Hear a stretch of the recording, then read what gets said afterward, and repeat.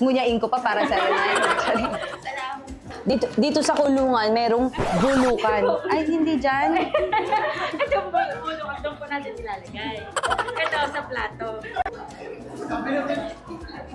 O, di ba? Hindi ka lang nakatingin sa akin, ate. Nagkamali na kaagad ako. Kumuha lang ng plato, may malaki ng pagkakamali. Kung nagkamali man ako, pinapatawad ko na kayo, ha?